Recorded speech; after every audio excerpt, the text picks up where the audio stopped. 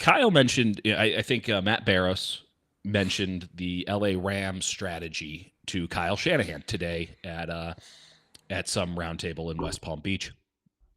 And Somewhere Kyle, in a disgusting conference center. the carpet was impeccable.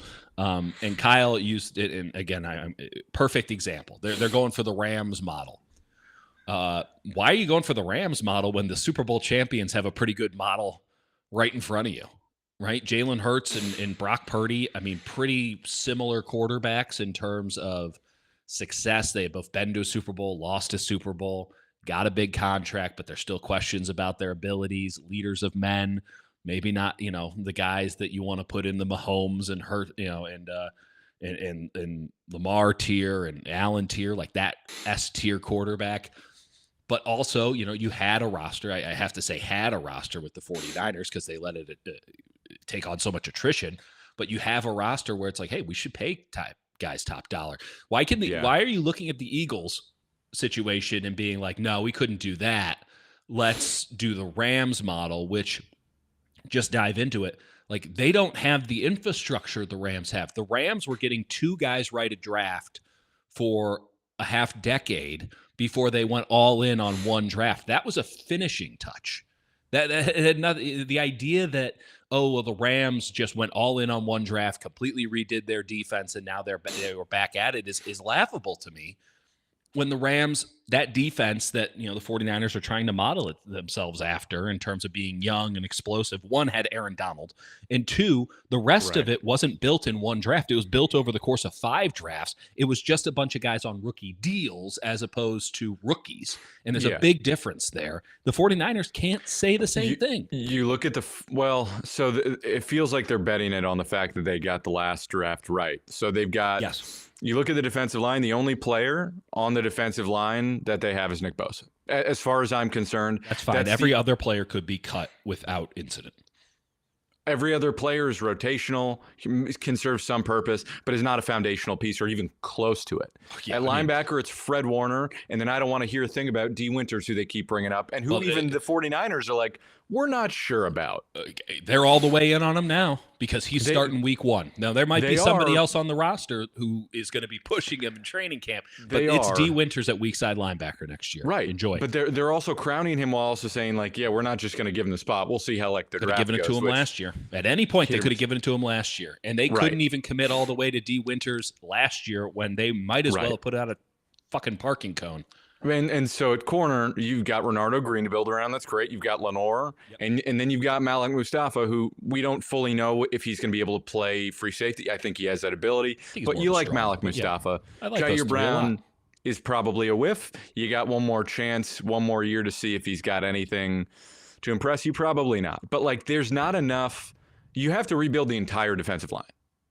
The entirety of the defensive line. 7 defensive linemen minimum. And your linebackers, and you can't get them all. There's no linebacker core. And, I guess Darrell Luter is a person, but I haven't seen it. They kept talking him up, and we haven't played.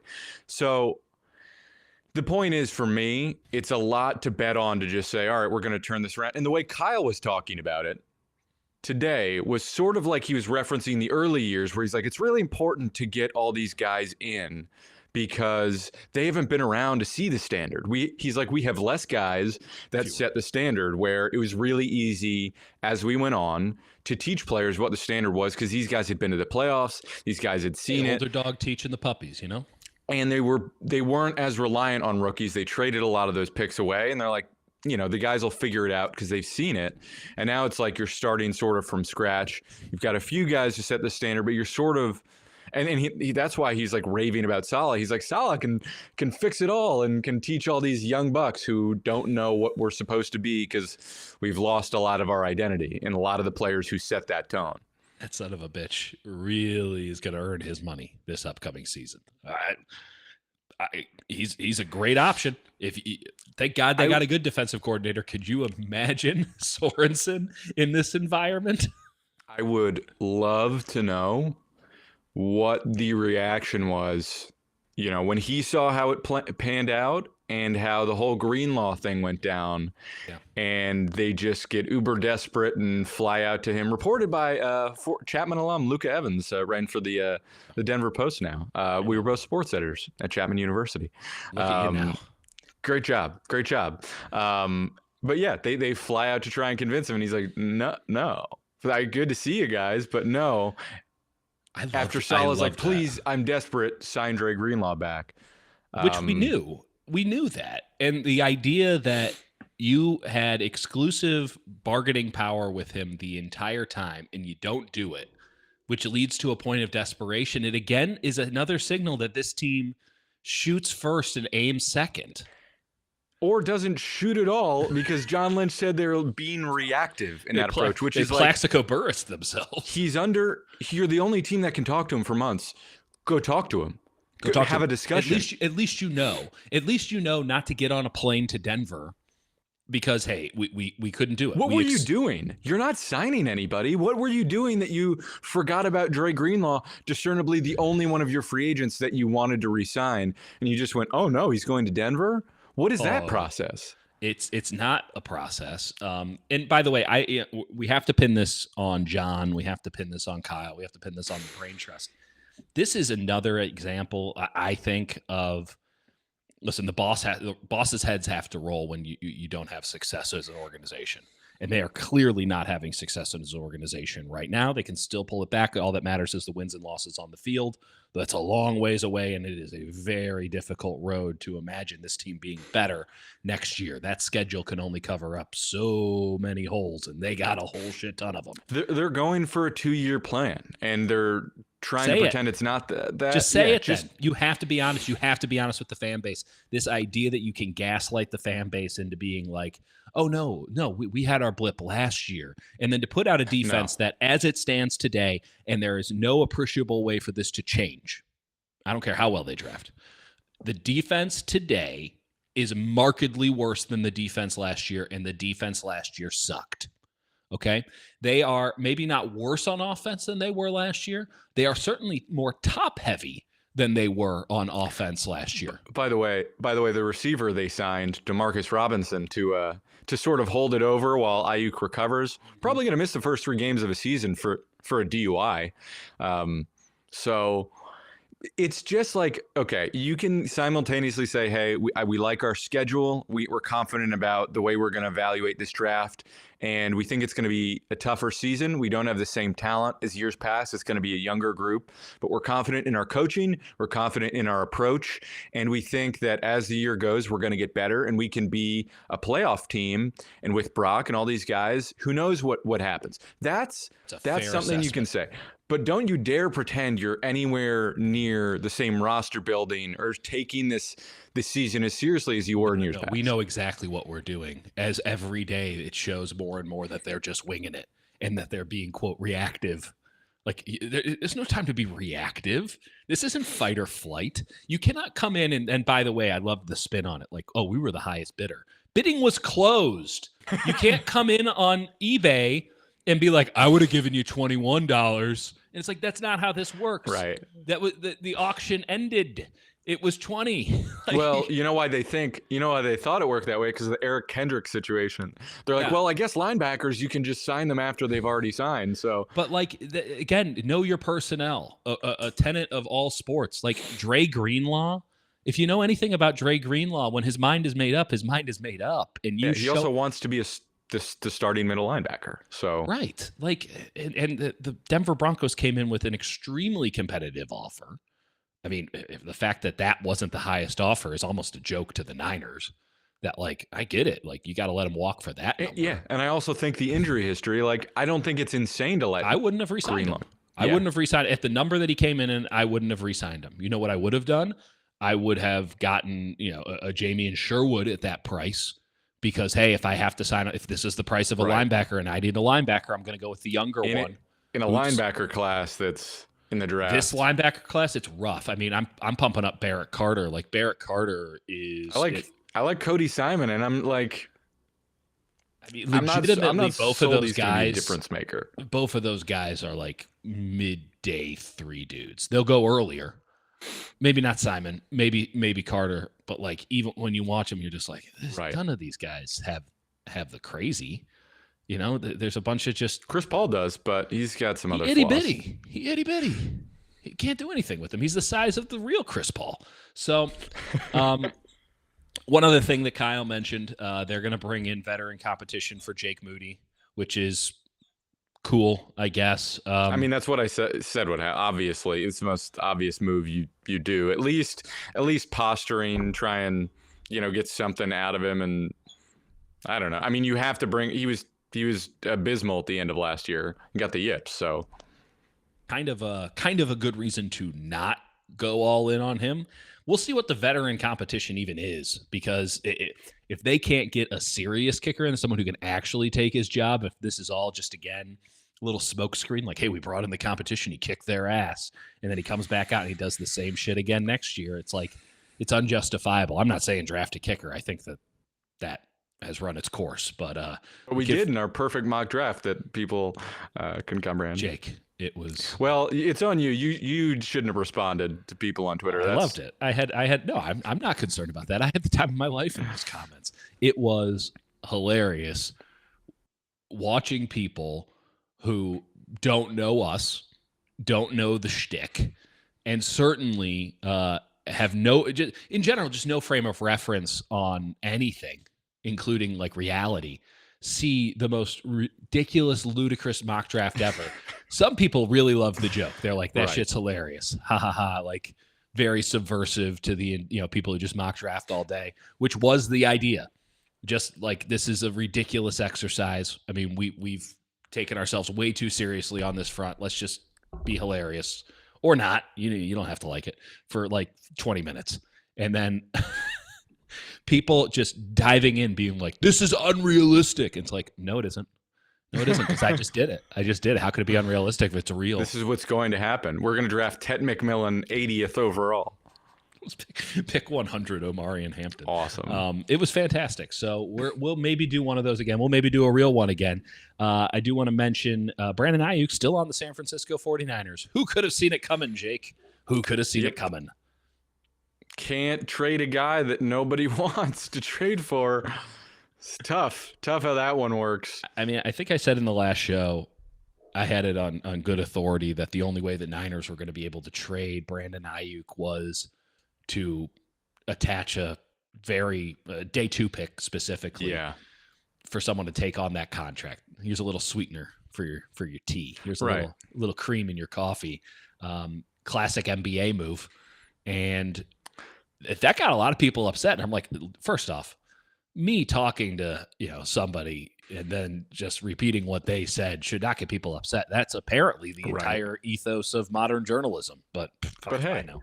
Yeah, he's there, and he'll be back at some point in human history. It sounds like he's definitely progressing well, in the sense that there's no timeline, and his knee exploded, but he should be back at some point. I mean, I would like to note that here are the 49ers' top paid players currently on the cap. Fred Warner at $29 million. Okay, we all think Fred is great. We all know that Fred played through a pretty bad ankle injury last year. And, that's just one of those things that I'm not saying that the ankle injury is going to be there, but the man plays linebacker at a very high level at the NFL for the last, 8 years now. Not going to bet on the longevity there, all things considered. George Kittle, who missed 2 games last year. Trent Williams. We don't know. We don't know how Trent's doing. We're just guessing. You could just tell when anyone asks, they're just like, Trent seems fine. Nobody really hears from Trent in the offseason. He does his own thing and hangs out with his family, and he's shit. Yeah, good for him. He can do whatever he wants. He's a future Hall of Famer, so he can call his own shots. Nick Bosa, okay, he's your only defensive lineman. I would hope he's in. You presume he's in great shape and that he's doing well and all that. But Nick's out here playing all 4 spots on the line all at one time. Your next highest paid player is Brandon Ayuk. That's going great. After him is Javon Hargrave. Next to him is Javon Hargrave, who's not on the team.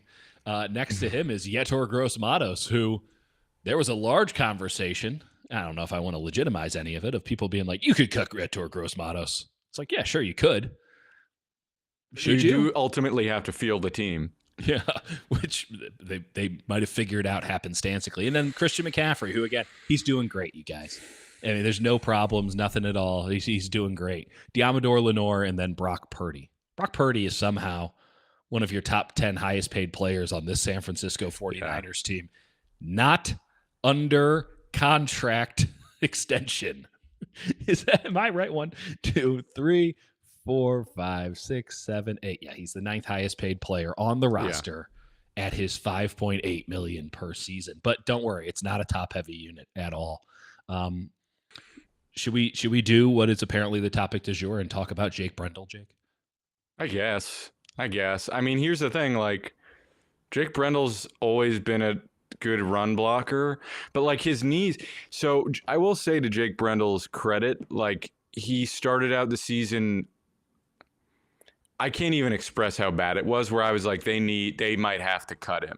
Like training camp was awful. First couple games were awful. He was pathetic. And I like talking to Jake Brendel. He's a good dude. He's sharp. And part of what made him good is that he can get out and run. But he can't anchor. And him and Aaron Banks was just a woeful combination pass protection. Like, let's not pretend that they were even average. They were well below average, objectively. And I know some people are going to disagree because you like to do that. That's your prerogative. You're wrong. They were not good. I watched that offensive line play all year long. Their offensive line coach even admitted they were bad. Like, yes. And this is a guy who really likes to defend his guys in public, and even he's like, yeah, we could get some more from him. And just be honest that, like, Jake Brendel costs what, $4 million for a starting center, and he's okay, right? Yes, that's fine. It's the Colton McKivitz play, which is, hey, and by the way, totally when Jed reasonable. York talks about sacrifices, this is a sacrifice, right? You can't spend top dollar at every position. Sometimes you got to settle in life. You know, totally fair. And both of our girlfriends understand that. Right. Right. Yeah. You know, I don't think Jake Brendel is the worst center in the league, but he's average. He is by no means a top center in this league. And who has ever suggested that he is? He struggled with knee injuries. Like the tendonitis was a problem for him last year. He can't anchor. It's kind of an issue. He can't. And let's not. Yeah, it's just if anyone's pretending that he is an above average pass protecting center, it's not true. He just isn't. You're getting what you're paying for with Jake Brendel. There is no one who is wrong in saying that is a spot where you can upgrade. But there's no one who's wrong in saying, yeah, you're fine with Jake Brendel. And he knows the system, which is like, there's a lot on his shoulders to set the protections. I don't think he's doing a particularly outstanding job. I also think some of that goes to Furster and the offensive coaches in identifying how to run those protections and pick up pressure. Let's go in on that for a second. I don't want to go over the protections or anything anymore. We did that enough in the regular season. God damn, did we do that enough in the regular season? Too much. The 49ers are betting the house on their coaches. They're betting the house on Robert Saleh. I don't think that there's a different way you can look at it. They did this last year. They're doing it again. They're betting the house on Furster to be a great offensive line coach, which is something that I'm not sure I can say he is. He's certainly not bad. He's certainly above the Jake Brendel line of you're just fine. But like the idea that who has he developed? Pooney? I mean, they've done a good job with pretty mediocre talent. Jalen Moore. That might just be an example of keeping expectations low so you always exceed them, which is something we do not do on this show. I would also say I feel like last year was a regression, and his wife did die, which I'm only going to go. I want to understand everybody's people and stuff happens, and I don't want to denigrate the man personally, but like the idea is, and this is not a new take. This is something I wrote at the beginning. It was in training camp last year that the 49ers were all in, not on fixing their offensive line, but on having an offensive line coach that could take average and turn average into above average. It could take mediocre and turn it into he laid out average. That philosophy where they're like, no, we're not taking top offensive linemen because we'd rather have skill position players. And that's fine. Again, sacrifices have to be made, right? Whether it's you're paying all of your good players that which you had many of them, top dollar, you have to make sacrifices somewhere. When you're paying a quarterback, you got to make sacrifices somewhere. I get that. I understand that. It's just, again, they're doing the same thing they did with Forster last year, now with Robert Saleh. Both of them are very good coaches. Are both of them the best at what they do? Are they the best at what they do? They better be. They better be, because they doubled down on Forster and they're going all the way in. They're going all the way in on Saleh this year. And I guess in a way that this is just the ultimate put up or shut up moment for Kyle. And I'll give Grant Cohn some credit for this. He had a good tweet today, which is the last time Kyle felt this much pressure, the last time this much pressure was being put on Kyle Shanahan, he coached his ass off. And that was in 2019. So maybe That's Kyle true. needs the pressure. I know John Lynch could live without it. I think it's going to be a really fun season, because it's like, maybe not for them, but for us, because it's like, all right, let's see what you can do with young talent. That shows you how good of a job you're doing as a coach. 100%. And you can't do much with it. I don't know if it'll be a good season, Jake, but it will be interesting as hell. There is a lot of storylines, and listen, we are in the takes business, myself more than you, and stances have been established, and someone's going to be right and someone's going to be wrong. That's just math, okay? And I'm really excited to find out if me, the doom, the grim reaper, the doomer, the grim reaper of the 49ers, because again, worse defense, more top-heavy offense. What could go wrong? Right. It'll be fine. It'll be fine. It'll be fine. It'll be fine. But, that schedule. That'll solve it. Either I'm going to be wrong, or, in fact, Jed York is a football genius, and his history before Kyle Shanahan was just bad luck. And, Jim Tomsula turned out to actually be the Steve Kerr that this team needed all along. He is. Look at what he's doing in Germany, folks. Absolute stud. And you know what? Jim Tomsula was always kind to me. I've never heard a foul word about him as a person from anybody. And a very cool thing about Jim Tomsula is he's like, I got paid life-changing money from the San Francisco 49ers to do a dog shit job. So I could just go do whatever I want. Yeah. And he's like, what if I go live in Germany and like coach and teach football? And like all he's done is win for the Rain Fire. Yeah, and they're dominating. They're incredible. So maybe I go out and see a Rain Fire game. Maybe we get Jim on the show. Yeah, I've got my German podcast friends from DAZN Germany. Shout out my guy Christoph. We'll meet you out there. Shout out Christoph. Okay. We pivot now to the stuff that everyone really wants to talk about, which is this all-important, all-encompassing NFL draft.